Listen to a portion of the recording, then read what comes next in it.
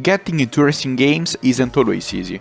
Questions quickly arise, like how to drive, how to learn the tracks, and most importantly, where to start.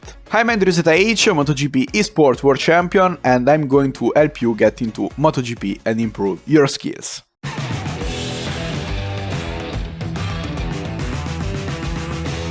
When you jump into MotoGP for the first time, there is always this lingering, burning question. Which assists should you have enabled and which ones are better and left turned off? You can basically have every assist in the electronic control unit turned up to max power at the start of the game. They all provide you with an easier entry so that you can completely focus on the most important thing at the start, driving and learning the basics. Even though you are starting with all assists, you are going to be faster with them turned off. I don't have any assist activated. The one thing you have to look out for the fog is the power mapping. If you are driving at medium or hard and have it dialed up to the max, you burn through your fuel in no time. On easy fog you can use all the power it offers you, so that you can really be as fast as possible to start with.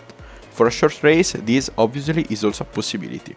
Some people may say that you should choose an automatic transmission to learn the basics of the game and to get a better feel for the tracks, but I disagree with that. You should immediately start with manual shifting. Even fog, it is definitely far more challenging in the beginning. You will get used to it quickly.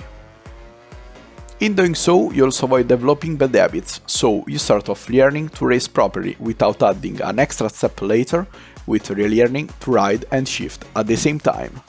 As soon as you are comfortable shifting, you are going to be much faster than you could have ever hoped to be with automatic shifting turned on. And let's be honest, having a great lap time and winning races just keeps you more motivated. Now let's get to the assist you may love to have enabled, but you definitely should disable. I'm talking about the racing line. Even though I'm not a fan of the racing line, there could be a reason for you to have it enabled at the start. If you are completely new to a track and don't even know how and where to start, it can definitely help you get to grips with the track. But if you are able to drive without it, I strongly recommend it. The racing line provides you with an easy visual guide that tells you how to take corners and how fast you should be. But the problem here is the disconnection that happens between you and the track.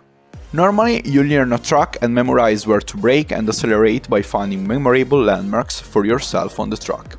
However, with the racing line enabled, you are so focused on the line in front of you that all tracks turn into a simple game of following the line. You often don't hear anything about the circuit and how to race on it. So, if you are already used to the game, try turning off the racing line and see how it goes without it. You will be surprised how little you may still know of the track without this little helper. Now you have sorted out which assist to use and which ones to turn off. Great, but which class is the right one to begin with? We all want to start in the MotoGP class, but when you are new to the game, I'd recommend not to. When taking your first steps, Moto3 is the better to start off. The bikes are slower here, so you have more time to brake and your mistakes are not going to be too punishing. This also offers you the possibility to get more used to overtaking. Contrary to racing games with cars, you can overtake on the inside as well as the outside. Even fog, the inside is easier and to be preferred. But overtaking on the outside is also an option. Just beware of the next turn where it could be hard for you to get a good angle for your maneuver if you are coming in from the outside. Another thing you can learn faster in the lower classes is how to take turns. Because of the strong engine braking of a bike, you can't let go of the accelerator completely or you will slow down too much. The slower speeds of Moto3 bikes help you to get a better feeling. In general, you should brake early but still enter with a decent speed. Then accelerate as soon as possible, not just when you're already leaving the corner. As soon as you're comfortable enough with Moto3 bikes, you can go up to Moto2 and so on. So you have a nice, steady progression and get used to faster races one at a time. After knowing which assist to use and in which class you should make your first steps, you still need to learn the tracks. But how do you do this? If you do not have any idea of how to approach the circuit, learning the ins and outs of each corner can be tricky.